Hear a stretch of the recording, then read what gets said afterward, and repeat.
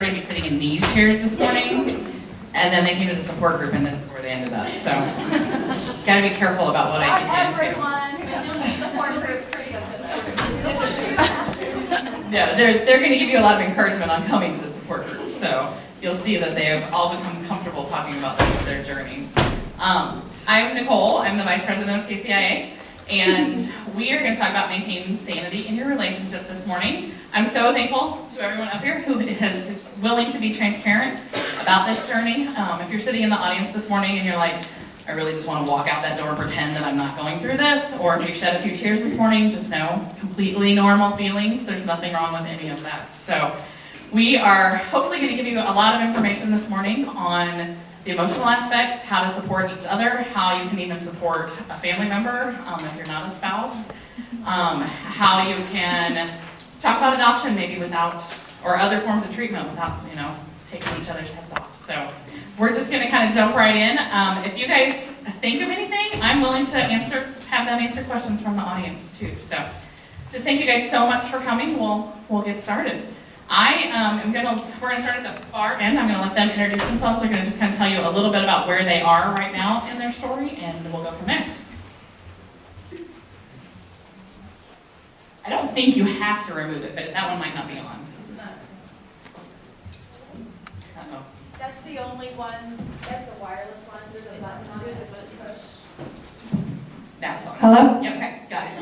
Hi, my name is Kelly. This is my husband, Jeff. We have been married for almost 5 years, and we've been trying for just about 3.5 years of our 5-year marriage. We have done 5 IUIs. We got pregnant after our 5th IUI, unfortunately miscarried. We did a 6th one, that didn't work, and now we are on our journey to IVF. So we're hopefully starting our first round of IVF in July. I started going to the support group about a year ago, just because none of my friends have ever dealt with any of this. So it's been really helpful, and it's given me the courage to kind of come up here and talk to everybody today. So.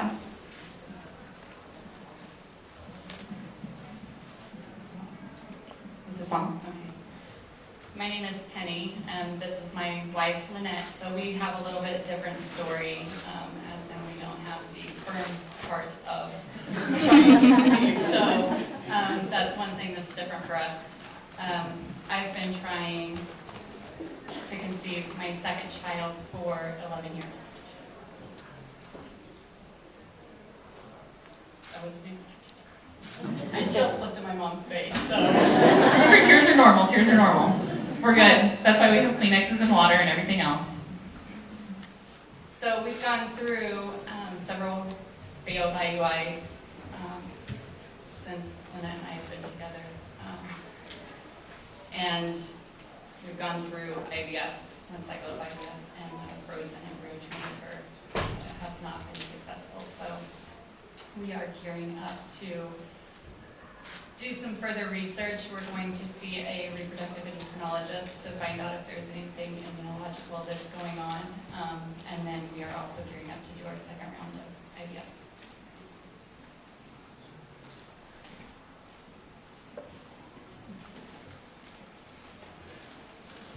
Okay, so again, my name is Matt. So Sherry and I started working toward parenthood in 2010. Found out after about a year of trying on her own that she has PCOS, so she had plenty of eggs, they're just not going anywhere. So we started with oral medication and then started doing a few rounds of IUI. We only came close once, really early on, and then after that, just month after month with nothing to show for it. And then we, after a lot of thought, we pursued IVF. Dr. Milroy was kind of right. We loved her. Our big event was Sherry wound up suffering from ovarian hyperstimulation, which landed her in the hospital for about a week. Suffering pretty badly from that, and it stretched out the process all the more and just made it all the harder. So our son was born in December, and we still have another embryo that we're waiting on, so we're not quite done navigating that.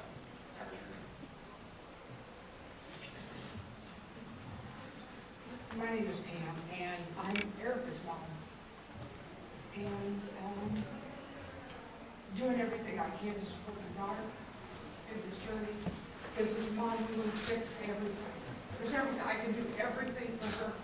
Can have a thing. So, doing whatever I can to be sure that I'm able to support her, understand her feelings. And know moms that are out there, you're going to say the wrong things over and over and over again. Because we want to fix it. We want to make it better. So my journey is just to walk beside her and hold her hand and support her. Because as moms, this is one thing I feel. For moms that are out there, I'm with you 100%. I'm Ben, and this is Erica. My name is Erica, and Ben and I have been trying for 3 years. After we got married, he was deployed for a year, and so that obviously made things a little more difficult. We started right after he got home, and I had been on medications prior to him coming home.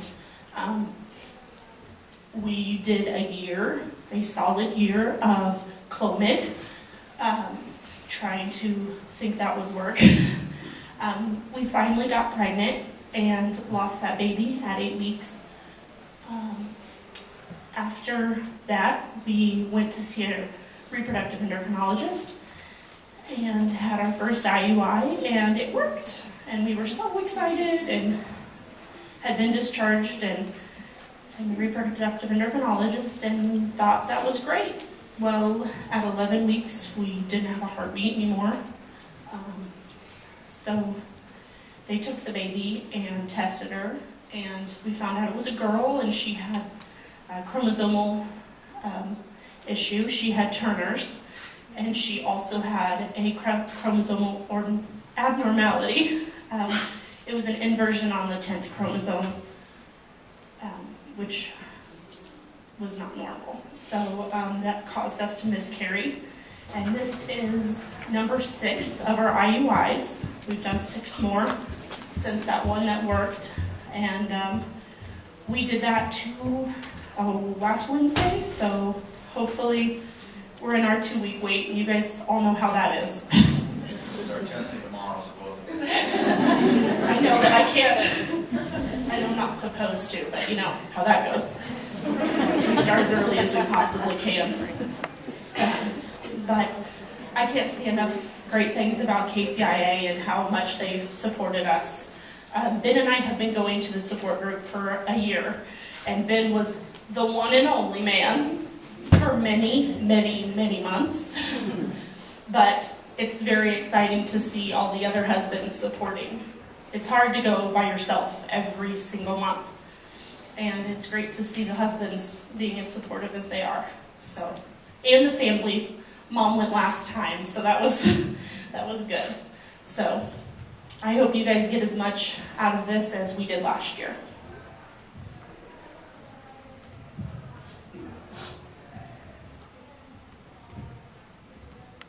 Good morning. My name is Glenn. This is my wife, Megan. Megan is one of the founding board members on the KCIA group. But our journey started, well, I guess almost 10 years ago. We got married, so we're coming on our 10-year anniversary this year. In 2008, we finally decided we were going to try to get pregnant. Didn't happen for a while. Finally, we were fortunate we got pregnant, but it ended with a stillborn at 8 months along. That was a very trying time, and through that, well, we can get pregnant, it'll just happen again pretty easily. Didn't happen. So for a year or so, we really, had no luck. After about a year or so is when Megan joined this support group with Allison and the rest of the girls, and met them. And so we, had some other people that we realized were in the same boat with. So after still not getting pregnant for a year or so, we decided to go through the adoption route to start our family. In July of 2010, we started filling all the paperwork and did that. October of 2010, we were matched with a birth mom from Florida, actually, and in in March of 2011, our first son was born, and so we just celebrated his 4th birthday this last month. During that same time period, we continued to try to get pregnant. Actually suffered through a couple more miscarriages. We started doing the NFP, natural family planning, where you track cycles and do all that stuff. So through that, we had actually gotten pregnant naturally. We didn't know where it was going. We had, like I said, had a stillborn. We had 2 miscarriages before that. So we're like, well, let's just see what happens. We had actually gone to the adoption agency again, maybe within the month before, to start that process again.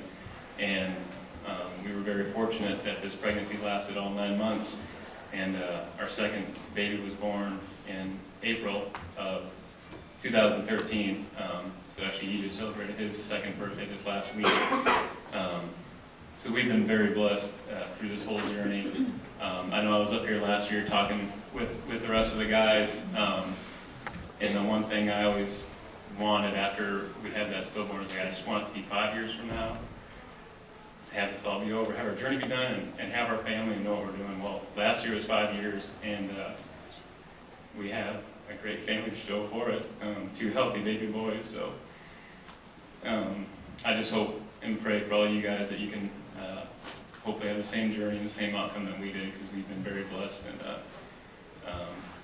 it's been a great, it's I don't want to say a great journey, but it's definitely been a journey, something you'll never forget. But I just hope it leaves all you guys having a great story to tell in the end also.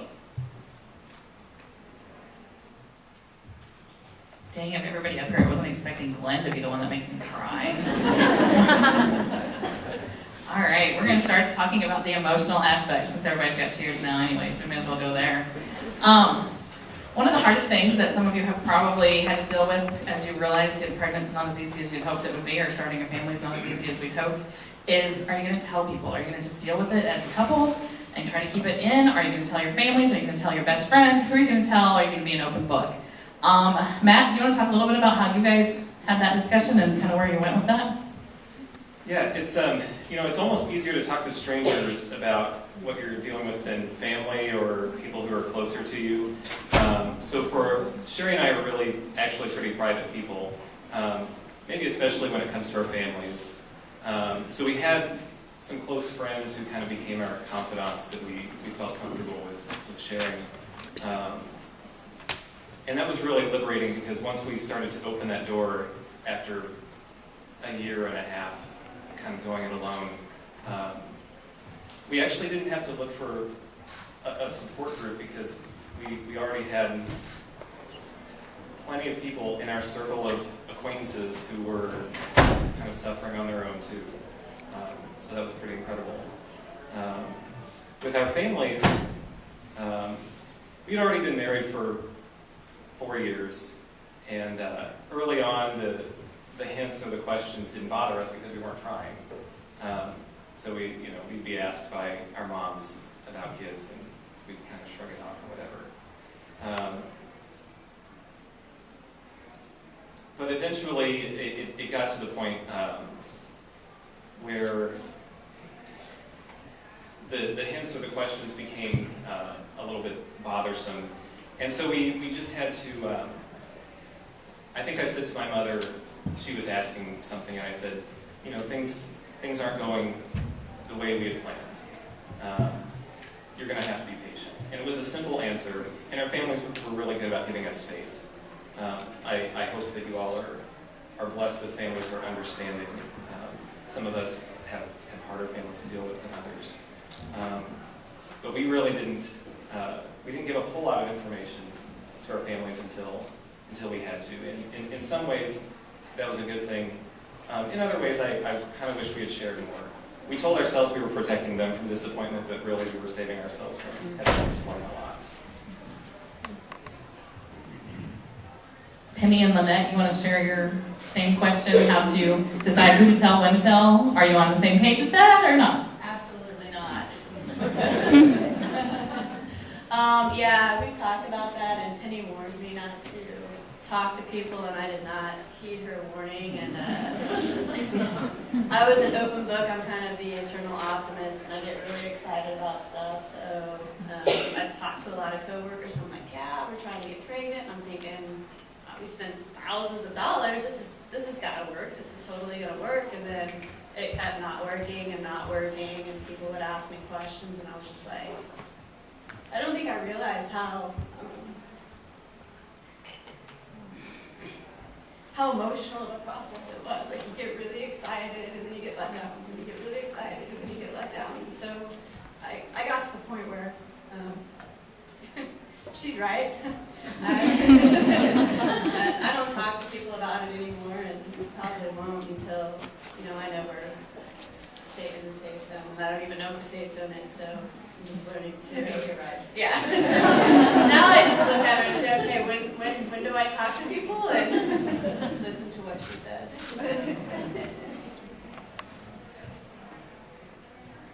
Matt kind of touched on how he responded when his family would ask, when's that baby coming? And I know we used to dread Christmas, and everybody would be like, somebody'd have a baby and be like, you're next. I'm like, if only.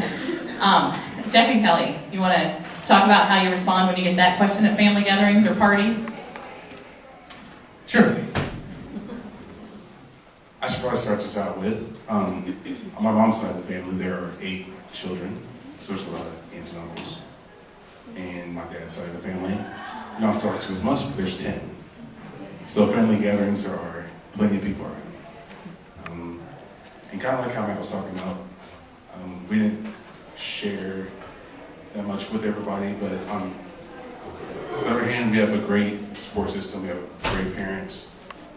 There's a lot of people around, friends that we almost consider family. So that we kind of had a couple of events come up, a graduation a couple years ago. A lot of people together kind of asked that question. So when are you going to start? Have you started trying? Or how many politically correct ways people have asked that question? It's always a smile and a nod, or a, yeah, we'll get there, or something like that. There you go, we're working on it.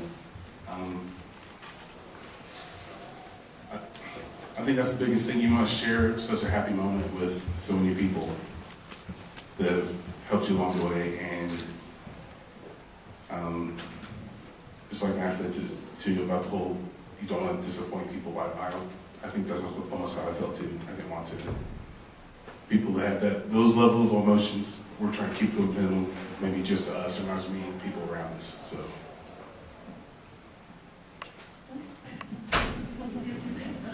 She approves of his answer. She doesn't have anything to add. We became an open book after a little while of us trying, and I am a clinical social worker in a dialysis setting, so I have a lot of patients. I have over 100 patients I see every week. And my patients started going, why don't you have kids? Why don't you have kids? And I remember one day clearly, this patient, he's the sweetest guy, he's like in his 50s, he's like, Nicole, when are you going to have a baby? I'm like, seriously? Do you know? Because I don't know. Maybe you should ask God. And I was like, oh, I might need to take a step back. This is getting a little bit bad if I'm going to go off on my patients that are asking me this question. So, Jason and I, my husband's at the back of the room, we just became pretty open because we wanted, when we started the organization, it's really hard to hide after that, but then we just wanted people to know that this is out there. And the first conference, my grandma came to it even because she was so excited we were doing something.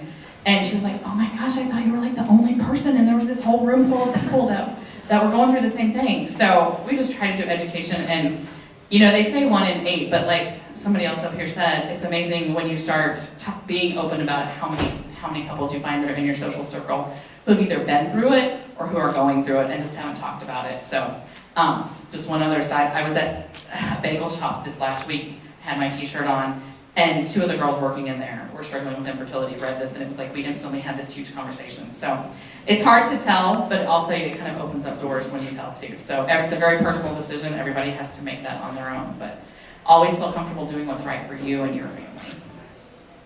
All right, up next, we are going to talk about social media. I know I hated Facebook. I know many people share my passion for hating pregnancy announcements on Facebook.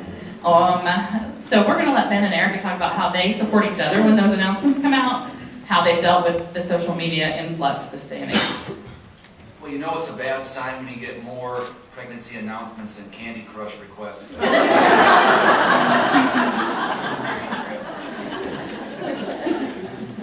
We started, well, when we started going to the infertility support group, I think the first thing I asked another girl is how to unfollow people on Facebook, because that is the worst thing. And I think yesterday I had 3 pregnancy announcements for their 4th child. So that's, when you're started at the same time, it's really hard to swallow. They're on their 4th, and we've yet to conceive our 1st. But he's really good about just letting me vent. I don't know if there's the right way to deal with it. Some people can handle that, but I think the best thing is just avoiding it like the plague. Nothing else to add, Ben? Pam, how do you feel like you support Erica when there's a pregnancy announcement? Have you found anything that works, or what's your advice out there for family members? It was really hard because I'm a mother of 4, okay? And Erica's the only one that's struggling this journey. Her sister got pregnant, and it was an unplanned pregnancy. So it was very, very difficult for us to figure out, how are we going to tell her? And my daughter that had a baby, not to go in too deep, but is a type 1 diabetic and was in DKA in the emergency room. And the doctor comes in and says, can we talk to her alone for a minute? So then the mom goes, oh no, I'm going to come in. So she said, look, she's pregnant. And the first thing out of her mouth was supposed to be Erica. It's not supposed to be me. But needless to say, she handled it. She got pregnant, had a beautiful little boy. He's 7 weeks old.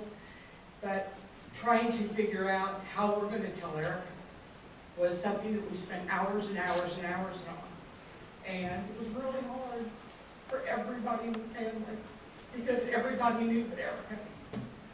And she's done very well.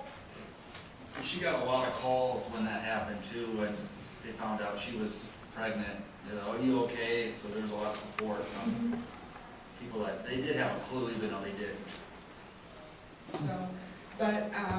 So just trying to, no matter what I said, I felt like I wasn't saying the right thing as a mom, because you want to package everything just right. And, you know, you just have to be honest with her. And it was really, really difficult, but she has really done an incredible job of embracing this little guy and supporting her single mom sister. So. You know, I got to the point, and hopefully I'm not stealing Kelly and Jeff, I'm going to ask them the same question. I got to the point where I just announced to everyone in my life, if you're pregnant, you need to email me to tell me. Because that gives me time to process it alone by myself if I'm having a bad day. Some days I'm fine. Some days you can tell me and I'd be completely fine.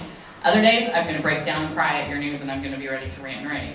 So it just worked better. And I was so thankful for the friends who took me seriously and who did email me, because I wanted to be happy for them. And when they told me, I didn't want to start crying. So it was easier if they emailed me or texted me, I could understand it, and then I could call them once I had gotten past my sadness. I could call them and be happy for them. So that was a technique that I used for pregnancy announcements. Does Erica have something else to add? I just want to say that it's okay to not go to the showers. It's okay. I have a hard time just saying no, because I'm not trying to make everybody happy.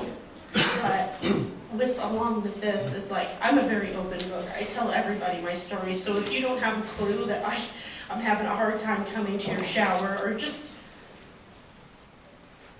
I don't know. I think that's the best thing, is not going to the showers and knowing that your friends understand whether you think they do or not. But Kelly and Jen, how do you deal with pregnancy announcements or the baby showers, all that goes along with it, going to the hospital to see the new baby? Yeah, it's probably one of the hardest things for me personally.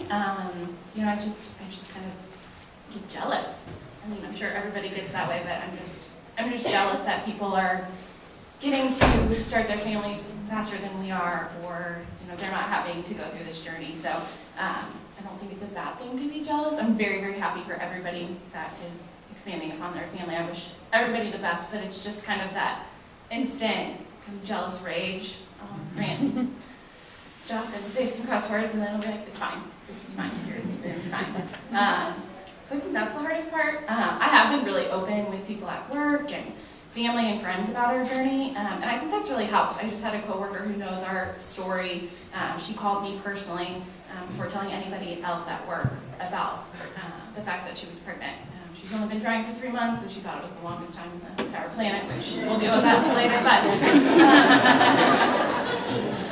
she at least took the time to call me and have that conversation so we could talk about it, and she just respected where we were. So I'm thankful that I've been open about our journey, because it led us to that, so that I didn't find out on a Tuesday at work in a meeting that, hey, she's pregnant, woo, and then I have to deal with it in front of work. So. Anything to add, Jeff? I'm no longer on Facebook. That's just one of the reasons, but it's a big reason, because especially people that know what's going on. And we've gone through this where people have had announcements. Kelly had a cousin who got pregnant. It was the same deal. That it was a couple of months. I had no idea. I mean, it just happened. I wasn't there with her. She was in Dallas at the time, and she told me, like, okay, she's with family though, so there's someone there to support her. But it's the same kind of deal. Even with people that don't understand, and then you see the worst is I'm week 4. This is how big my baby is. And then it's week 5. Now my baby's the size of, I can be happy for you, but it's almost like, and there's people who know what's going on with us, so kind of almost, I don't say throw it in your face, but I can be happy for you, but just be sensitive to it. And that's part, I'm no longer, I don't need any more Candy Crush in my team.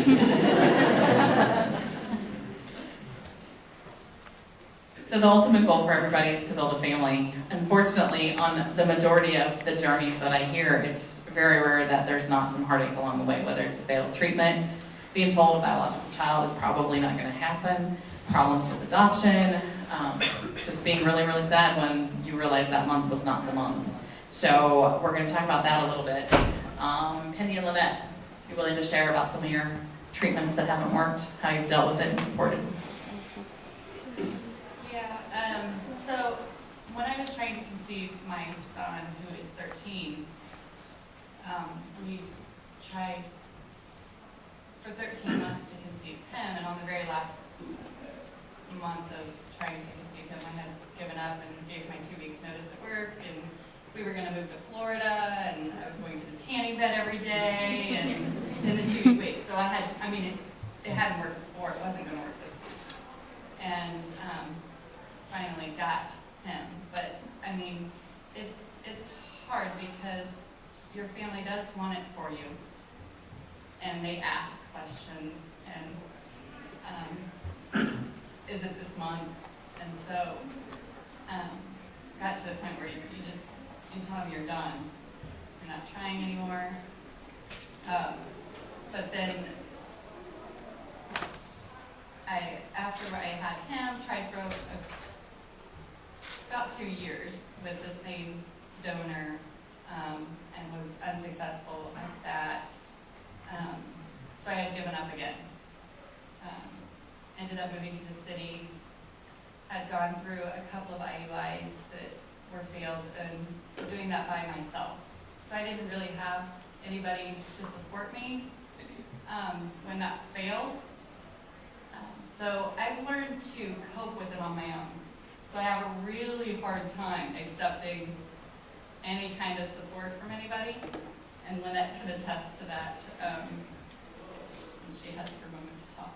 But we've had about 9 failed IUIs or canceled cycles, and then had to move on to IVF. But I mean, she can talk about the support, because I am horrible at accepting it. and I can be mean when it happens. And so just try to know that your spouse or your loved one, they're going through their own thing. So try to be as accepting of their support as possible. And even though you're hurting because it didn't work for you, and they are not going through the same thing because they did not pump themselves full of all of these hormones to get there. They are suffering too. So just try to be as supportive as possible for your loved ones. Yeah, I'm still learning how to be supportive. I would always get mad at the doctors when it wouldn't work out, or if they didn't talk to her just the right way, or if I didn't think they had the greatest bedside manner, and I have a tendency to be aggressive and stand up, and Penny really doesn't like confrontation, so I'm still kind of learning to find that space between what's supportive to her and what I think is support. So I suggest that having a conversation with your spouse and just, asking them what would feel supportive to you, as opposed to just thinking what you think is supportive. I think that's kind of been our biggest struggle. So I'm still learning. I'm going to be in how to support your loved one later. I'll see you guys in More information to come, right, on that topic? I'm going to hope that the speaker in there has like the answers to all the questions for all the family and support people. Unfortunately, a lot of people on our panel this morning have been through a miscarriage, as they've mentioned. Erica, do you want to just kind of talk about how you supported each other through that process? Yes. Our first one, you get so excited. It's that one, it's supposed to work the first time. It was really hard being in the ultrasound room together and then saying your heartbeat was there last week, but unfortunately, you no longer have one. And I could not have asked for a better support person. He didn't have to say anything. He just had to sit there and hold my hand and let me cry, which I do a lot.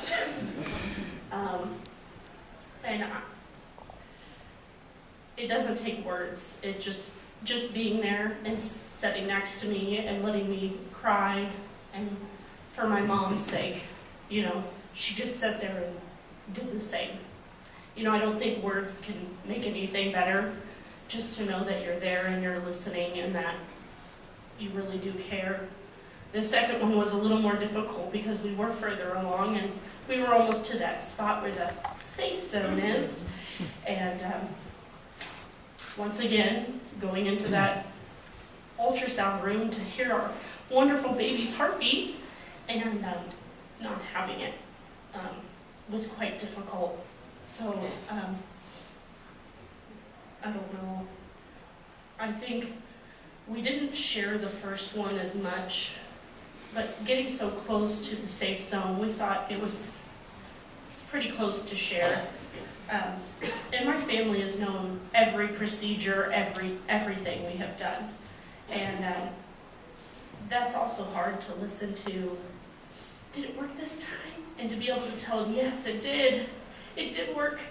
But now, sadly, we don't have a heartbeat anymore. And all those people that you did tell, you have to tell them again what really happened. And that was quite difficult for us. You almost become pessimistic in the future. You don't get as excited when you should be getting excited for another announced pregnancy. You're just skeptical of what might come because you've been through it already. So that kind of gets taken away when it should be one of the happiest times of your life, and you're just waiting for the other shoe to drop.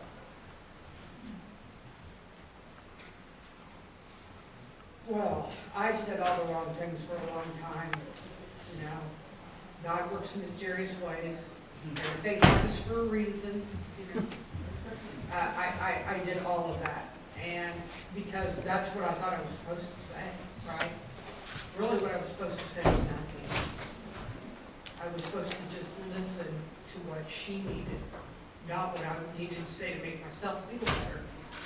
So I'm learning. It's been a learning process for me as a mom too. And I just, when she calls, I just answer the phone, and we just go from there.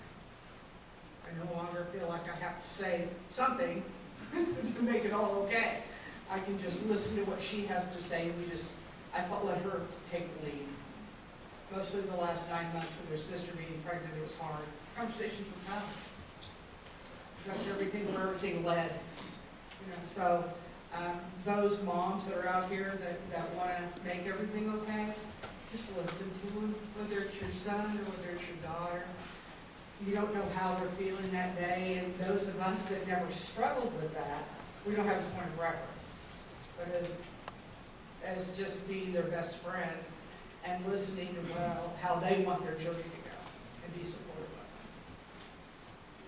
My mom always said there needed to be a support group for parents of children who were struggling with infertility, and I think I need to nominate Pam to be the leader of starting that.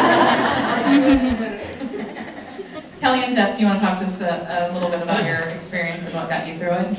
Yeah, so we miscarried at 10 weeks. We had heard the heartbeat 2 weeks before that, and we were released from our RE and went to see our regular OB, and she's been with us for a long time, and was so excited, and we had the conversation about, prenatal and all that first prenatal appointment. Then we went into the ultrasound room, and the ultrasound tech was like, "Are you sure you were pregnant?" I'm like, "Yeah, I'm positive I was." And there was nothing there. So it was probably the hardest thing that we've had to go through as a couple. I've seen Jeff cry maybe 3 times in 10 years being together, and he and I just both lost it. And we just kind of helped support each other and help each other, and just cried. I mean, there's nothing you could do about what was happening. It was a fact that it had happened, and our question was why, and we struggled with why for a really long time. We ended up finding out after our D&C about a few weeks that we actually had a partial molar pregnancy, which means that 2 sperm fertilized 1 egg. So the baby had 69 chromosomes, and you can't survive with 69. So that helped us, honestly, to understand a little bit as to why it happened. It's kind of a fluke. It's just whatever. It doesn't happen very often.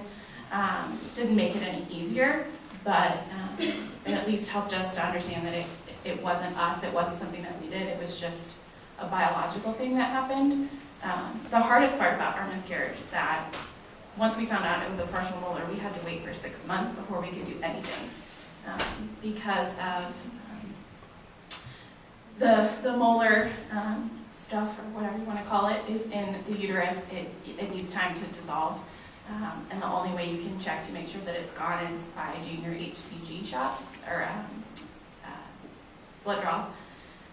So you had to make sure that it was a negative before you moved forward. So for 6 months, after trying for 3 years, they said you can't do anything, like nothing. You have to put everything on hold, which for me was probably the hardest part because we were getting so far.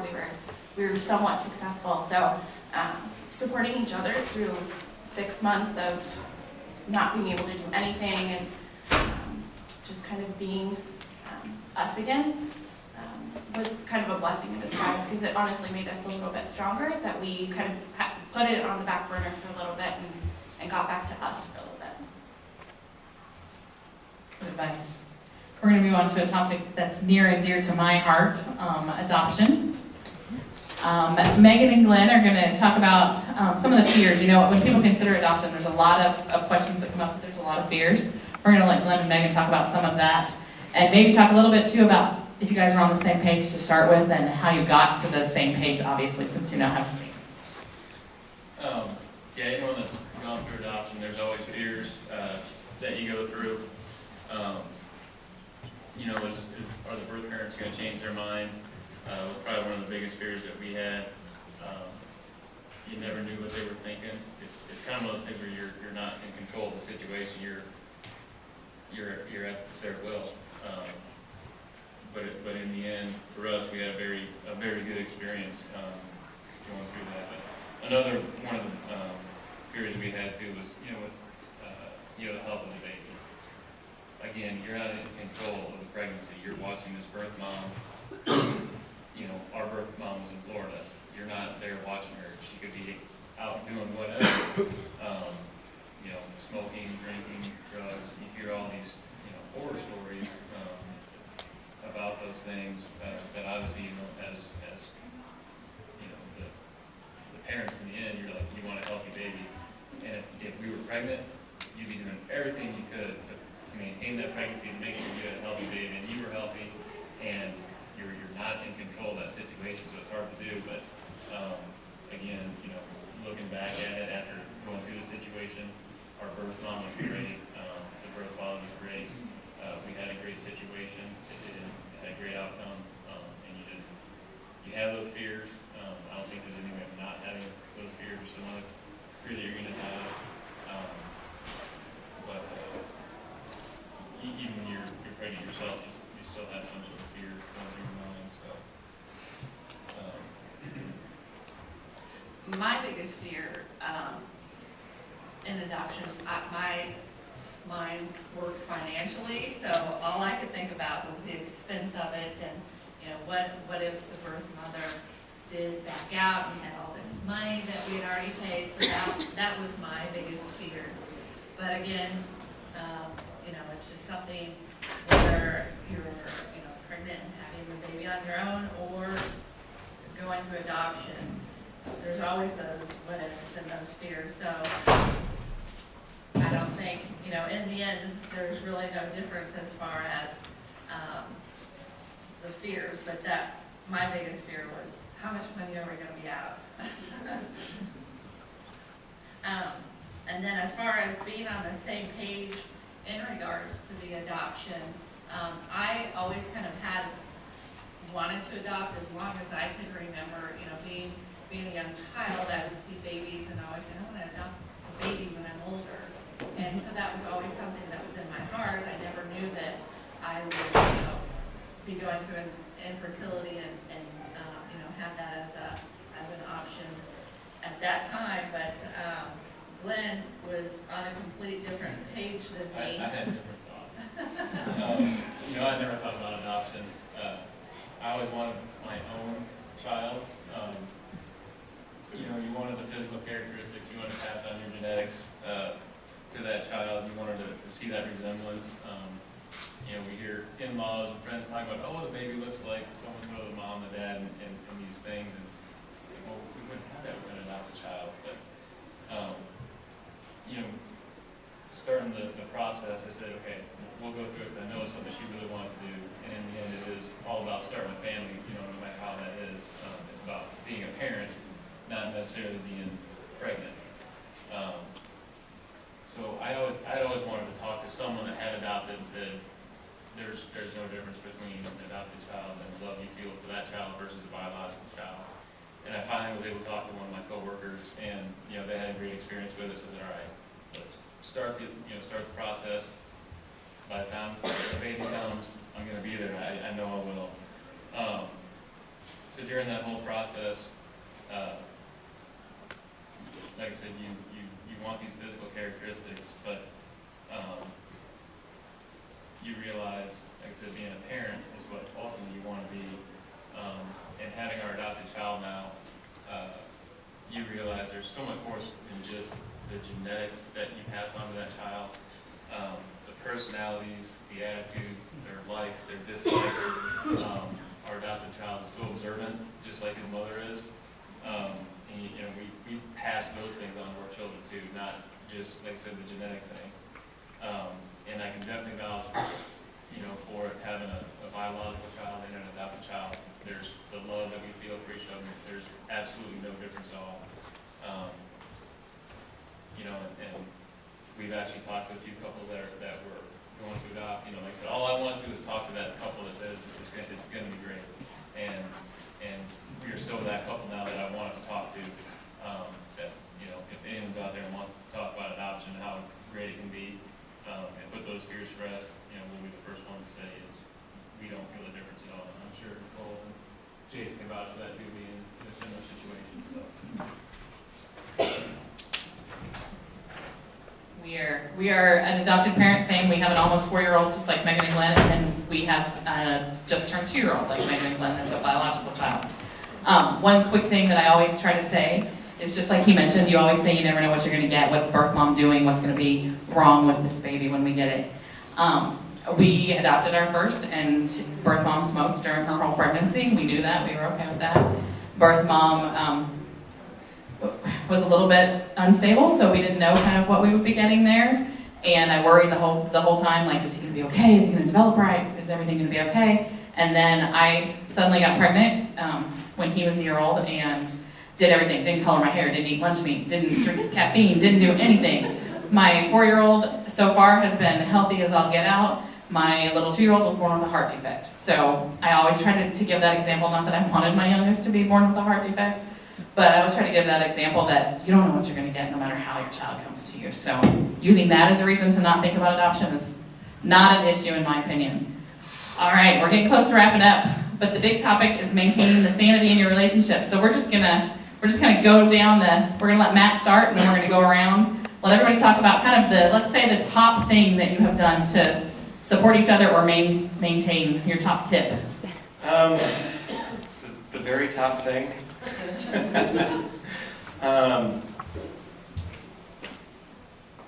You know, for us it was, we were married before we tried to start having a kid, and we knew that we were going to be married if we got to be parents after that kid left the house. And so there was, I think there was this temptation for us to think, we'll do whatever it takes to have a kid. But we realized we were willing to sacrifice a lot, we were willing to suffer a lot.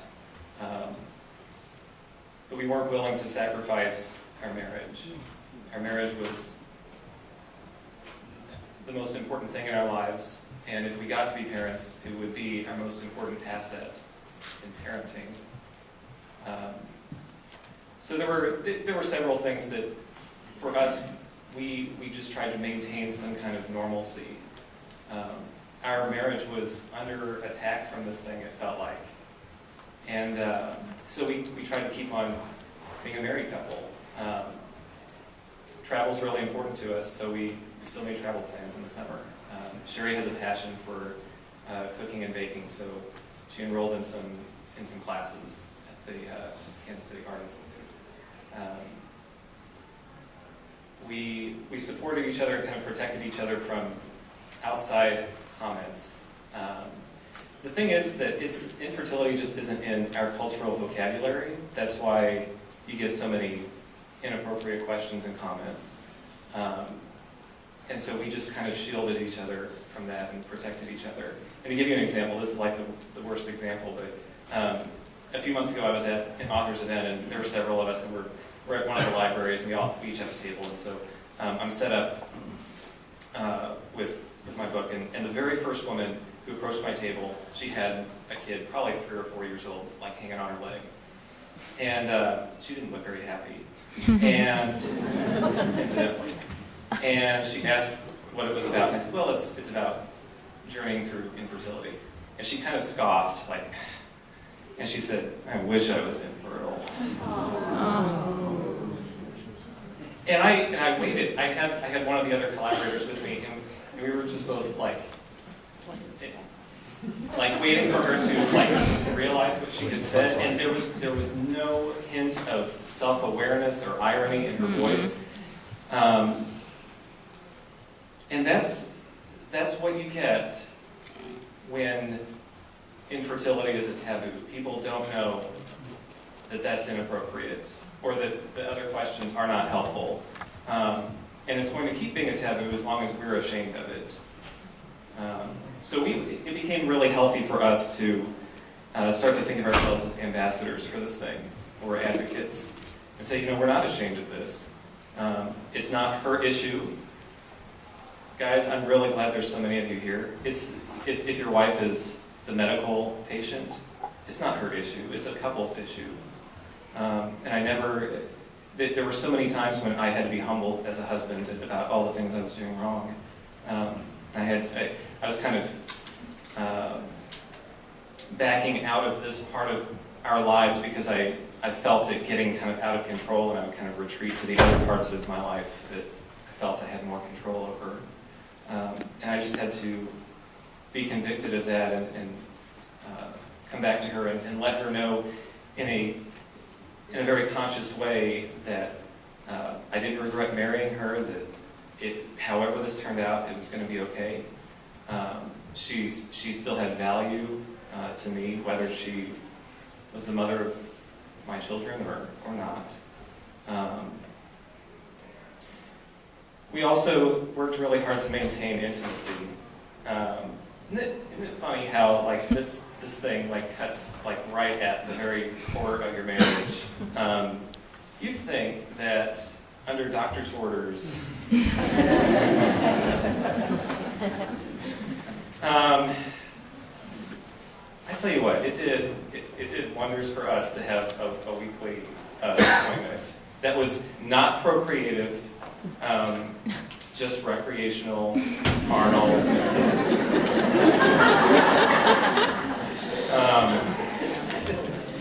You gotta have some way to feel like a married couple. But there will be, if we get to be parents, there will be enough time for your kids to wreck all of that. Don't let them wreck that before they're even here. So, Good note to end on. Penny and Lynette, your top tip.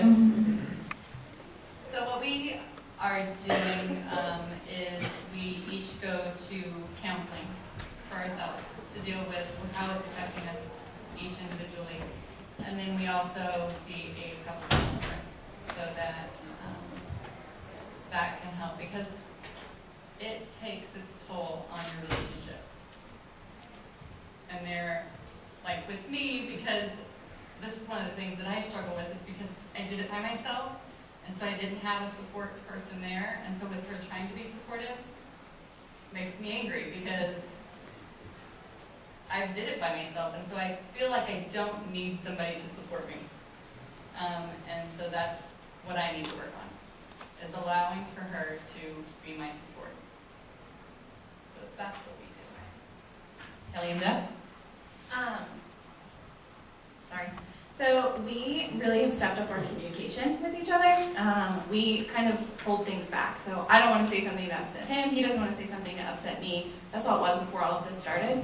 Now we say a lot of stuff to each other, whether we're going to upset each other or not. So I think it's been really helpful. And then just helping to keep us sane is just telling people about our story and letting people be there to help and support us. My family is amazing and extremely supportive, so much to where they, after we had our miscarriage, they bought us a trip to Mexico for us to just reconnect and just be back to Jeff and I, something that we had not been for a really long time. So, any parents out there, Mexico does really, really good work. I was told to say that to help everybody out. But seriously, just talking to each other and just not being afraid to hurt each other's feelings has really helped us to support each other. Really quick, before we got married, it's probably about 5.5 years ago, I had a life-threatening illness. I had congestive heart failure. So it was before we were married, before we were even engaged, but Kelly was by my bedside the whole way. And that's really when I first, I don't want to say first saw, but that was definitely unconditional love. And not just that, unconditional support. So I don't have all the references as far as putting, I still have 50 pills that I have in my body, but I don't have all the hormonal stuff and all that she has to go through. But I do know that whatever kind of support she needs, I'm going to try my hardest to make sure she has it. So guys out there, I mean, it's really all you do. Definitely. Megan, Glenn, Ben, Erica, what's the best thing? Vacations, cruises, trips. I agree. Of course he's going to say that. Again, sharing, like Kelly said, sharing for us has been a great support for each of us. We're very open about it, but like Ben said, those cruises and the trips trips, and we're going to the Royals Cubs game at the end of the month, and I am very excited. In Chicago. Yeah, in Chicago. So those have been a great bonding experience for both of us.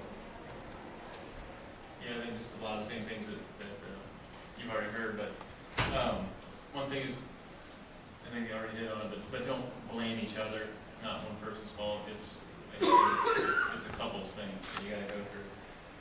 And I'll definitely reiterate, vacations, go out to dinner, spend some time with each other, and enjoy each other's presence again, and remember why you got there in the first place.